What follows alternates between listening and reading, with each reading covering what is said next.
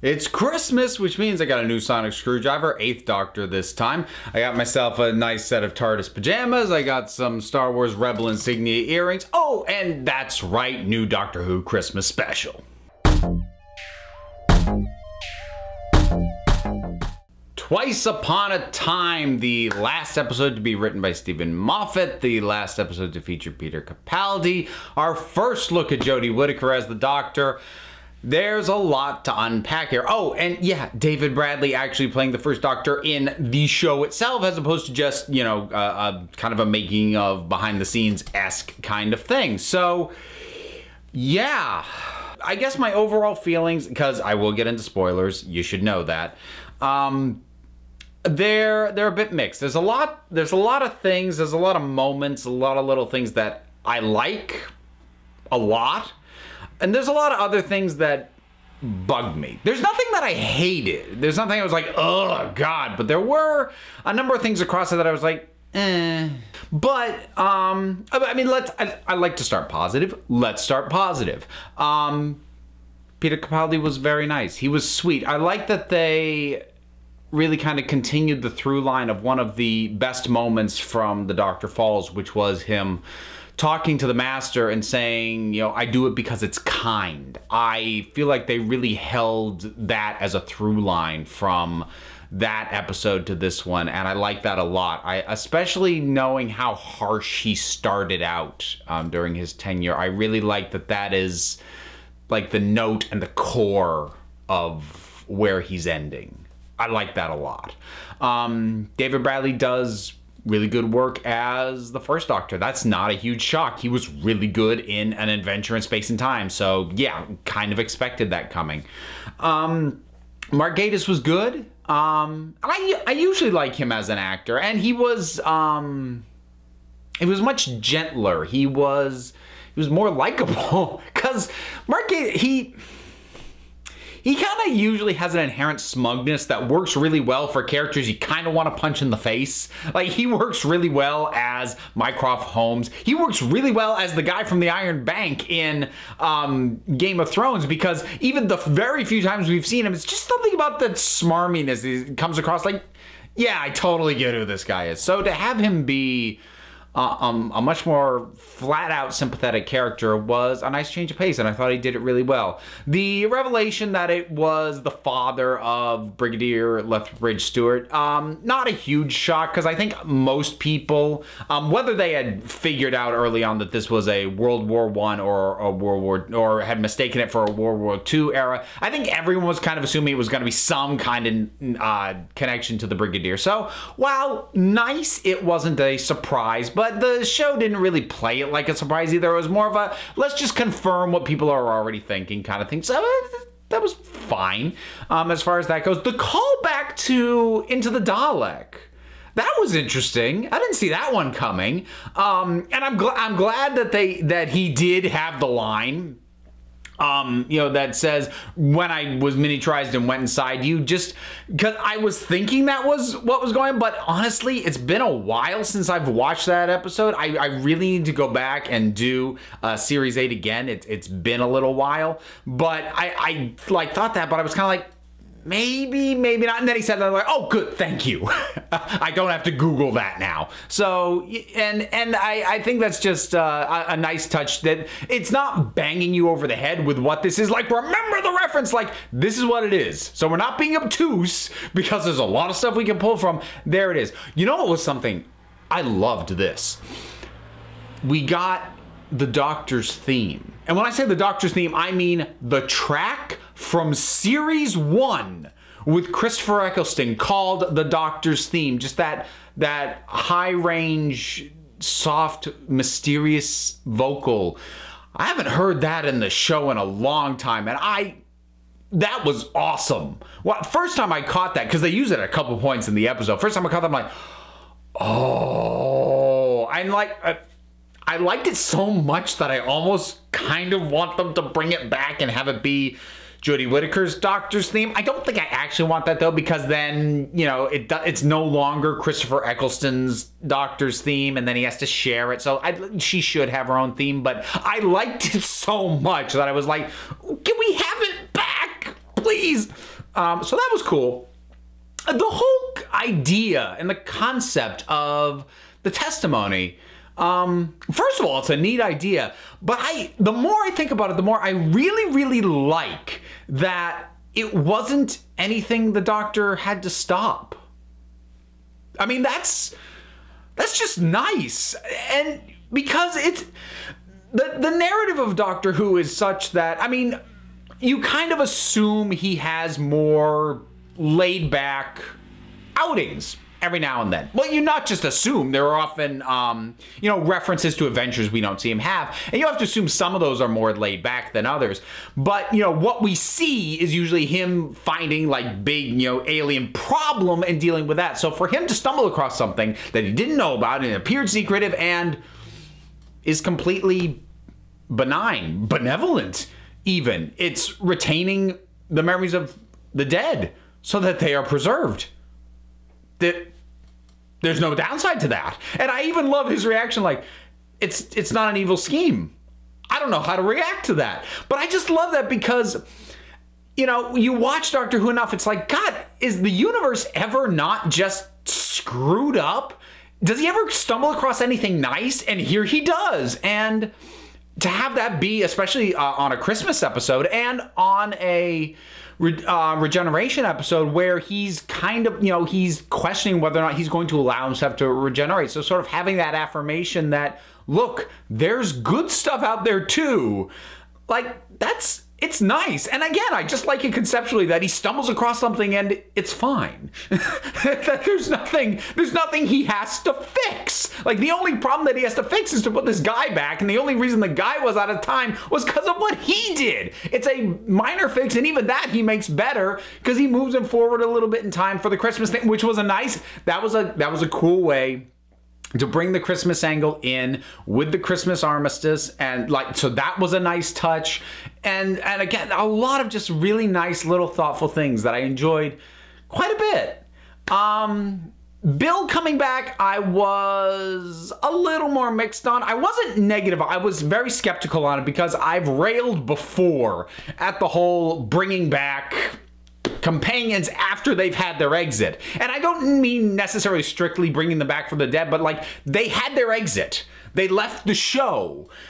And you're undermining that leave because you're bringing them back. And the show kind of has it both ways because it has the whole, it's not really her, it's her preserved memories. So it's a good enough representation of her that we don't have to like have her suddenly go with like, yes, I am a duplicate of Bill. Like, it can be her and act like her, but it's also not really her. So it doesn't feel like it cheapens her exit as much. It's a little bit of a cheat, but it's what I'm prepared to roll with. So that was enough to take the curse off of having Bill come back.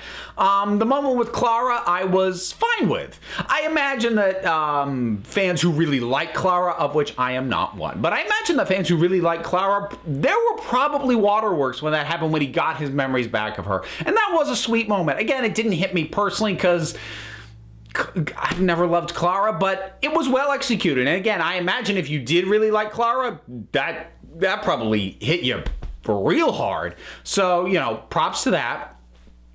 The Doctor's sort of little bits of rambly speech toward the end were okay. As much as I am not a big fan of the Time of the Doctor, I do like Matt Smith's kind of exit speech there. As time has gone on, I've gotten more critical of David Tennant's reluctance, like right up to the last minute. But I like that Capaldi's moment is basically a forward projection, giving a lecture to who's coming next. I like that. There were things in it though, like the whole like children can know your name thing. Like it sounds nice, but I'm like, does that mean it? Is that supposed to mean anything? Or is that just supposed to be kind of cute and poetic? And I'm not sure, and I'm not sure it matters, but it's like right on the border of pretentious. And I'm not sure if it tips over into it or not. Stuff that didn't quite work for me as well. There's a few things. I I don't have an inherent problem with pointing out past errors, issues of previous incarnations of the Doctor, particularly in terms of his attitude towards other people. So pointing out that the first Doctor was a bit behind the times, certainly by modern standards, and a little bit misogynistic, I don't have a problem with pointing that out and kind of hanging a lampshade on it, because, well, yeah, he was a little bit. But regardless of whether or not you have an issue with that, with having them pointed out and acting like it's a bad thing, or whether you don't even want to point it out at all, or even if you like it being pointed out, the number of times the same joke got made in very slight alterations, that got old for me really quick. And I imagine that there's probably a certain stripe of fan that is losing its damn mind right now, going, see the agenda, which I don't buy. I've never bought that argument. But what I will grant is any issues that you have or that you believe in regards to what you think is or isn't being pushed, that's just clunky way of doing anything, because you're just beating a joke to death. So even if the joke worked the first time, you're like, just stop. Please, just stop. So that was a little painful. Wasn't a huge fan of that. It took me a little while to get into the story of it, because I found myself wondering, like, why is this? Why are we here? What is going on? And I've had that happen to me, actually, usually with Christmas specials, because Christmas specials tend to be the ones that diverge a bit more. But it also happened to me with Day of the Doctor, first time I saw it. So I suspect that probably won't be as much of an issue on a second viewing. But on a first viewing, I was sitting there going, this is kind of just, what is our actual through, what's our actual plot to this, besides just the Doctor's being stubborn and stumbles across this thing, and then I think it sort of clicked for me a little bit more at the end when I realized, oh, this isn't something he has to fix. This is just a note that he's going out on. And once I kind of got there, I was a little more okay with it, but watching it in the moment, like kind of through most of the middle, I was like, I'm not entirely sure where this is going, and I'm not sure if what I'm supposed to be rooting for, because I didn't really know what the Doctor was trying to do, fix, whatever, but he didn't either. So, but it just kind of made for an awkward footing on a first viewing. Again, second viewing I might like it better, because I mean, even Time of the Doctor, which again I do have issues with, I liked better on a second viewing, because I understood what it was doing much better. That can throw me off sometimes when I see an episode and either don't get what it's trying for at all, or only figure it out at the very end. That means that for a stretch of the episode I'm sitting there going, what? And then it comes in at the end, and it usually deserves a rewatch. But let's get to the end. Let's talk about Jodie Whittaker. Okay, first off, anyone who is looking at the 1 minute that Jodie Whittaker is on the screen and either declaring this is perfect, we love it, and it's going to be great, or declaring this is awful and the worst thing and the show is dead, both of those extremes, please stop.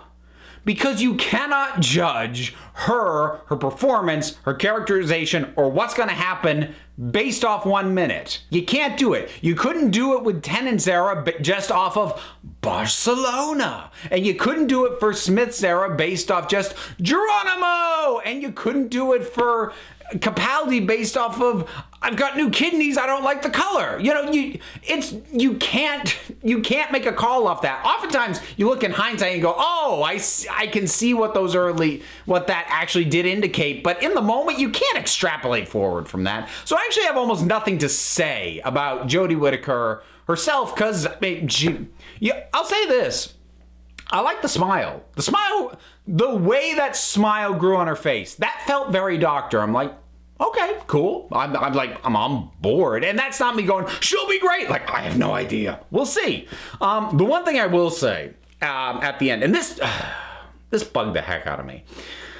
I'm really, really tired of the Regenerations making the TARDIS go weird, blow up, you know, whatever. And this was never a thing in classic Who, but it's a big thing in New Who. Because, you know, even Eccleston, and that was the most toned down one, because he regenerates into Tennant, but then, you know, the TARDIS crashes and it's acting wonky and it's not working right because he's regenerating. And then Tennant practically blows the entire friggin' thing up when he regenerates into Smith. Right after Smith regenerates into Capaldi, the thing is almost immediately crashing, and now we've got Capaldi into Whittaker, and it's blowing up again. Like, at this point, it's lost whatever impact it has, and at this point, you're just going, why are you going inside the TARDIS and damaging everything? Have your friggin' regeneration outside and then come in. It's become cliche, and it's a cliche that I don't even understand why it exists. I don't know why that keeps happening. And it's a really lame cliffhanger to end us on until we get to the next Doctor. Because I mean they didn't really use that as a cliffhanger coming off of Eccleston, but they absolutely did from Tennant to Smith, and then from Smith to Capaldi. You know, do you know how to fly this thing? Basically implying, well, they're gonna crash. Like, find a different way to end the regeneration episodes. It doesn't have to be a cliffhanger. The cliffhanger is, we want to see what this new Doctor's like. That's enough of a cliffhanger. This weirdly contrived, and now the TARDIS is blowing up. Why? Ay. And I know, like, in the big scheme of things, that's small potatoes, but it really did bug the ever-loving heck out of me. I guess one other minor thing, I also feel like there should have been more to the fact that both Capaldi, both the 12th Doctor and the First Doctor have just come off of dealing with Cybermen. I feel like that should have factored into things somewhere, and it just didn't. I'm not sure how it could have, but I find it odd that there was no way in which that had an impact, that had anything to do with anything, and that just strikes me as odd. I suppose the last thing I'll say is that it's fairly typical in multi-Doctor stories that whatever's the older version of the Doctor, older meaning earlier version of the Doctor, is always kind of a little, you know, when looking at his new form. I like the extreme that it went to in this case because it's the First Doctor. He hasn't regenerated at all yet, and he's seeing this extreme that is so far on so many levels down the line from where he is, and being borderline horrified by it, just but again, it almost struck me as a missed opportunity because I feel like there is a vague undercurrent of him seeing his future self like this and wondering, God, should I allow this to happen? And hearing phrases like War Doctor and seeing so many things he finds fundamentally distasteful about Capaldi's version, and actually questioning, should I allow myself to regenerate, or should I just put a stop to all this? I feel like there's an undercurrent of that, but it feels completely underdeveloped, and that honestly might just be me reading into it. I feel like it's a vibe, but I feel like that's something that should have been explored, especially considering how well they pay off the plant of War Doctor, because you think, Doctor of War, because you hear Doctor of War, you think War Doctor, you think all the horrible stuff that he did that he wants to forget, but it gets turned around and is given a new meaning by the end. That's really nice, and I wish that had been tied to a better understanding for the First Doctor of himself and his future and what his place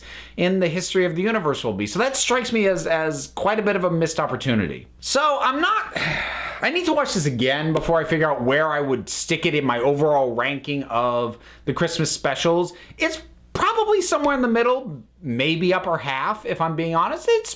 It's pretty good, and I'm not the biggest fan of the Christmas specials anyway, but it's pretty good, it's pretty decent, and the more I think about it, it's one of these things where the more I think about it, the things that I like more, the more thought that I put into it. I'm like, yeah, but like I said, there are some missed opportunities, there's a couple of just clunker moments, So it's by no means flawless. It's probably kind of middle ranking for Moffat's work as well, which means now that I've seen this, getting into the new year, I will finally be able to do my top 10 and my bottom 10 rankings for Moffat written episodes. So you have that to look forward to in the new year. I think that will just about wrap it up. Oh, I suppose I'll toss this in as a bonus. If anybody's curious, the Eighth Doctor screwdriver, visually very similar to Third and Fourth Doctors, functions slightly differently because, so Third and Fourth Doctor, they have the slidey bit. This just has a button, so just a button on the back, which means you do have the multi-sounds. And now it's not a ton of them. It's not like some of the newer ones where it's like 8 different sounds depending on how many times you click it. But you got your, that's your 2 basics. It switches between those on 1 press. You do 3 presses, which was also a feature on the 11th Doctors. But also, if you do 4 or more, you end up with sort of this staticky one that I'm actually not sure is supposed to be there, but it's just kind of, it sort of sounds like it's struggling, which again, it sounds so off that I'm almost like, is that meant to be a function? But I mean, regardless, I like it because it sounds like it's struggling as a piece of equipment. So I think that's cool. So latest addition to the collection. Hope everyone had a great holiday. Whether you celebrate Christmas or not, if you're watching this, I'm assuming you at the very least watched the Doctor Who Christmas special. I hope you enjoyed the holidays. You know I did. I've got Christmas colors going on. So what were your thoughts on Twice Upon a Time? Whatever they were, drop something down in the comments. Let's talk about it. Do all the things, like, subscribe. I'm on Twitter. I've got a podcast. There's links for all that stuff down in the description. And until next time, this council is adjourned.